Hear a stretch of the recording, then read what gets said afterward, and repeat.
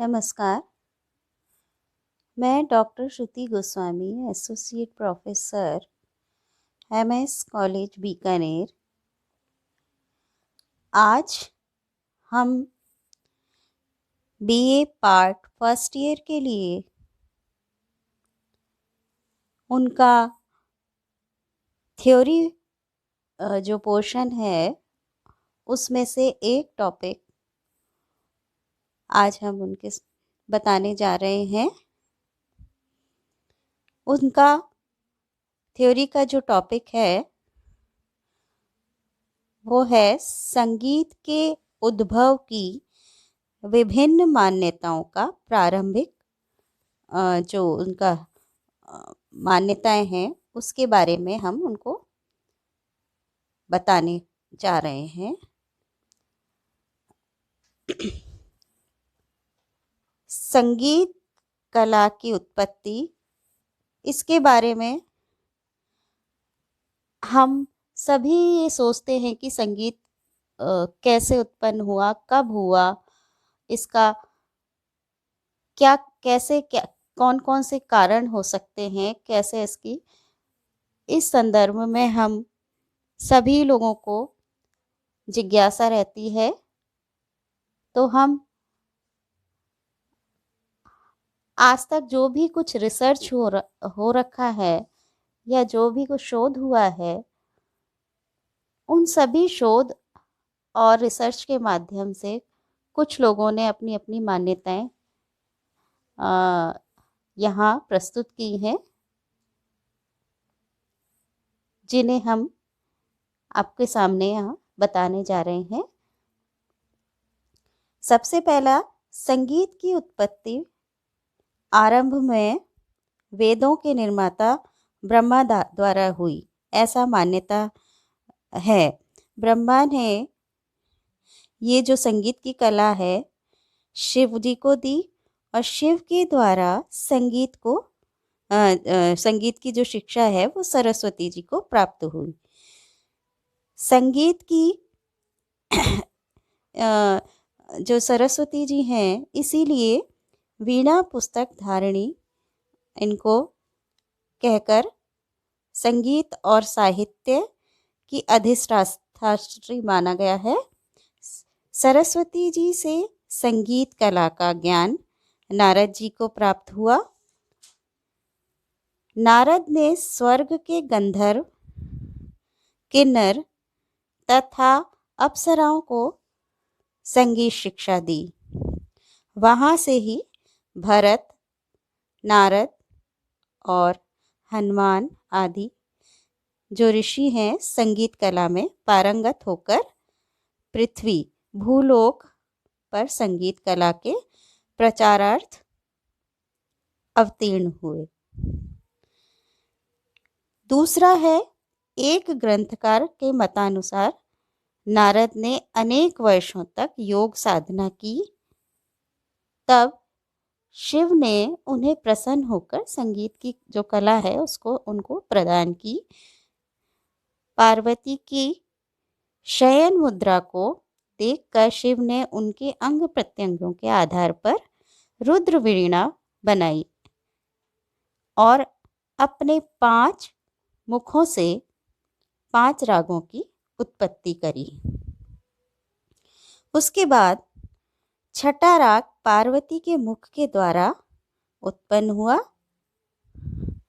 शिव के पूर्व, पश्चिम, उत्तर और दक्षिण और आकाशोन्मुख होने से क्रमशः भैरव, हिंडोल, मेघ, दीपक और श्री राग प्रकट हुए तथा पार्वती के द्वारा कौशिक राग की उत्पत्ति हुई, ऐसी मान्यता है।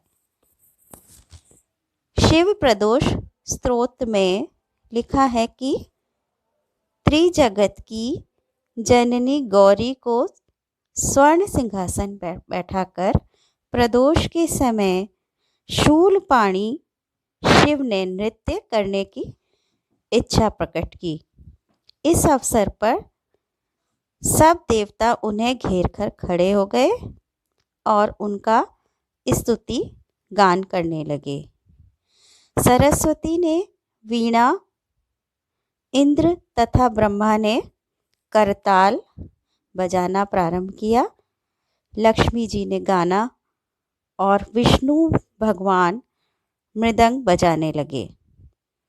इस नृत्यमय संगीतोत्सव को देखने के लिए गंधर्व, यक्ष, पतंग, उरग, सिद्ध, साध्य, विद्याधर, देवता, अप्सराएं आदि सब उपस्थित थे।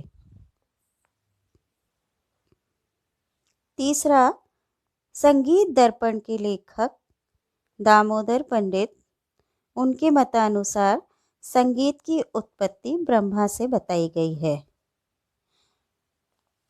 अपने मत की पुष्टि करते हुए उन्होंने लिखा है, ब्रह्मा ने जिस संगीत को शोध कर निकाला, भरत मुनि ने महादेव के सामने जिसका प्रयोग किया तथा जो मुक्तिदायक है वह मार्गी संगीत कहलाता है। इस विवेचन से प्रथम मत का कुछ अंशों में समर्थन होता है। आगे चलकर इसी पंडित ने 7 स्वरों की उत्पत्ति पशु पक्षियों के द्वारा बताई, जो कि इस प्रकार है। मोर से सा यानी षड्ज, चातक से रे यानी कि ऋषभ, बकरे से गांधार यानी ग, कौवे से मध्यम यानी म, कोयल से पंचम यानी प, मेंढक से धैवत यानी ध और हाथी से रे, हाथी से निषाद स्वर की उत्पत्ति मानी गई है। चौथा आता है फारसी के एक विद्वान का मत, जिसमें उन्होंने पत्थर के 7 टुकड़ों के माध्यम से 7 स्वरों की जो रचना की, सा रे ग म प ध नी, जिनको ये नाम दिया गया है। एक अन्य फारसी विद्वान का कथन है कि पहाड़ों पर मूसीकार नामक एक पक्षी होता है, जिसकी चोंच में बांसुरी की तरह 7 सुराख होते हैं, मतलब कि छेद होते हैं। उन्हीं 7 सुराखों में से 7 स्वरों की उत्पत्ति हुई।